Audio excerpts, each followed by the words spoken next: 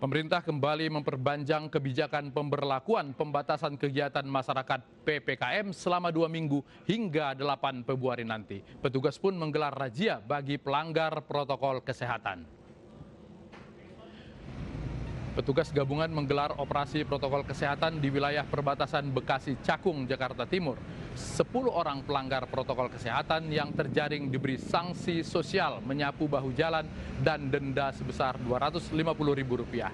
PPKM tahap 2 berlangsung selama 2 minggu sampai dengan tanggal 8 Februari 2021 untuk mengurangi gerak publik saat pandemi COVID-19.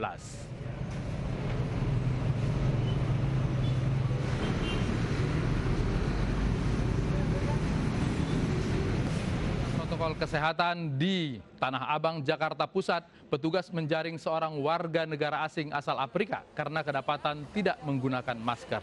Sayangnya petugas tidak menindak lantaran WNA tersebut tidak membawa kartu identitas diri serta tidak mengerti bahasa Indonesia.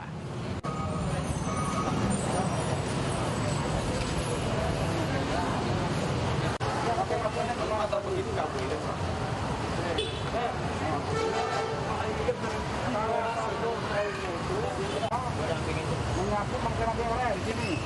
Kedua, sudah bukan kita. Pilih yang mana?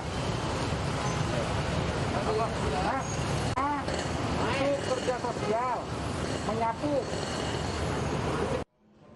Angka psikologis 1 juta pasien positif COVID di Indonesia nyaris pecah. Dengan penambahan 9.994, maka jumlah total pasien positif menjadi 999.256 orang.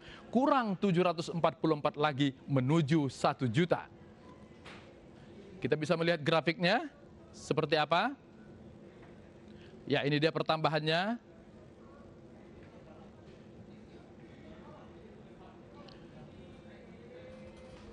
Ada penambahan 9.994, kemudian yang sembuh lebih banyak 10.678 dan yang meninggal dunia ada 297.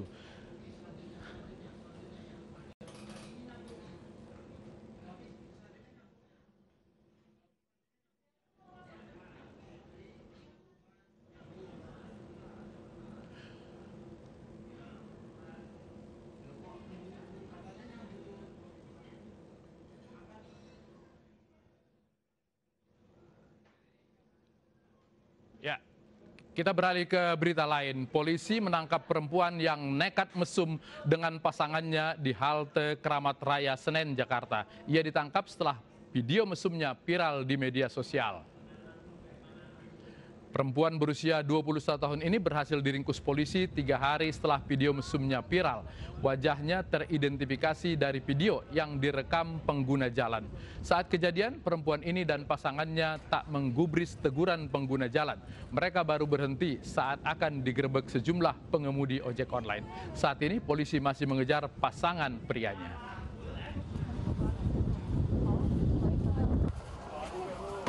Lewat sini.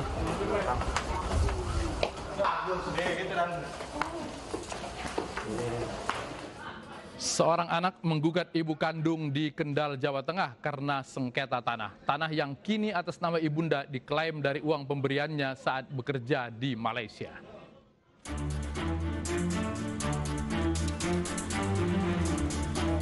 Hari-hari belakangan ini hati Ramisa tak tenang. Anak kandungnya sedang mengajukan gugatan ke Pengadilan Negeri Kendal terkait lahan yang kini berdiri warung Ramisa dan rumah tinggalnya. Anak kandungnya sudah lama merantau ke Malaysia dan menikahi pria negeri jiran. Tiba-tiba sang anak datang dan mengklaim tanah yang Ramisa tinggali saat ini adalah miliknya. Sang anak mengklaim ia pernah memberi uang 15 juta rupiah 20 tahun silam. Tapi menurut Ramisa, ia membeli tanah itu dari uang pribadi dan suaminya.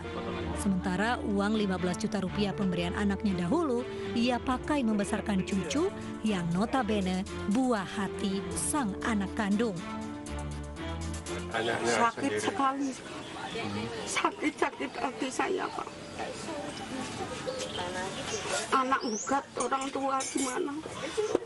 dia tuh masuk dari mana, itu keluar dari mana, kan dari saya. Tapi saya nggak nganggap saya. Kasus Ramisa dan anak kandungnya ini sedang berjalan. Pengadilan sudah berusaha melakukan mediasi beberapa kali, tapi selalu gagal karena baik Ramisa maupun anak kandungnya sama-sama ngotot membeli tanah dari uang masing-masing. Kasus di Kendal tadi tidak sendirian. Akhir-akhir ini banyak kasus legenda Malin Kundang mengemuka. Gara-gara harta benda, anak tega memperkarakan orang tuanya ke meja hijau.